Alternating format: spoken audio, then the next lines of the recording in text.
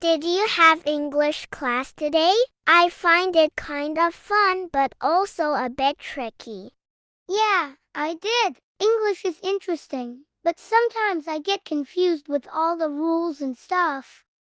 Totally get that. The rules can be a bit tricky, right? Like when to use a or an before a word. Oh, I know. Sometimes it feels like a guessing game. When do we use a and when do we use an? Right. A is for words that start with a consonant sound, and an is for words that start with a vowel sound. But figuring out the sound part can be a bit confusing. Totally. Like, an hour sounds right, but a university also sounds right. English is full of these little puzzles. And what about plurals? Sometimes adding an "es" changes everything, and sometimes it doesn't. I get a bit mixed up. I feel you. Sheep and sheep are the same, but cat and cats are different. It's like a secret code. Ha ha! Exactly. English feels like a puzzle we're trying to solve together.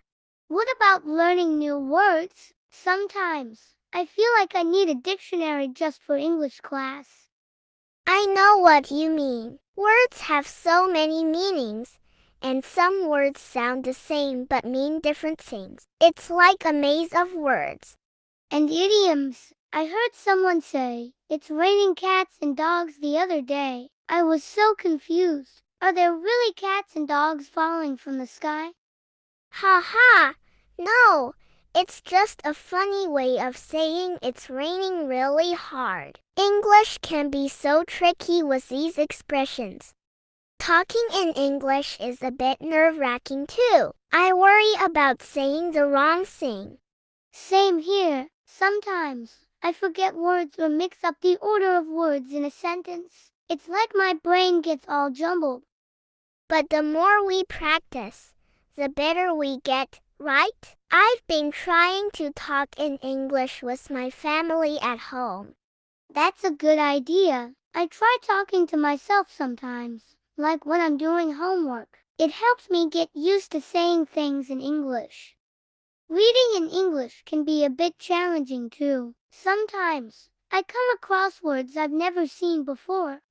Yeah, and understanding the context of a story or an article can be hard. But I feel like every new word is a little victory. Definitely. I started reading simple English stories first, and now I'm trying books with more words. It's like leveling up in a game. That's a cool way to look at it. Reading is like going on an adventure in someone else's story.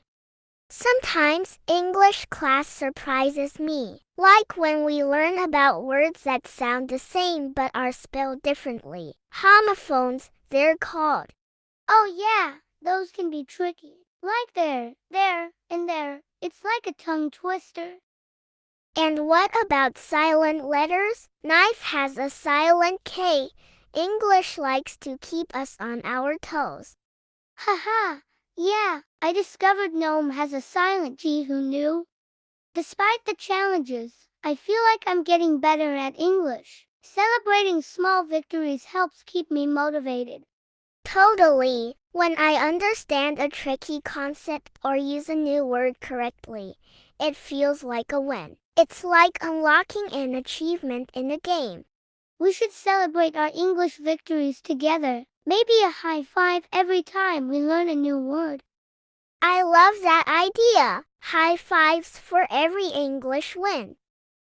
I hope to keep getting better at English. Maybe one day, I'll be able to have a full conversation without thinking too much. Same here. And I want to write stories in English, maybe even a book. It would be so cool to create my own adventures with words.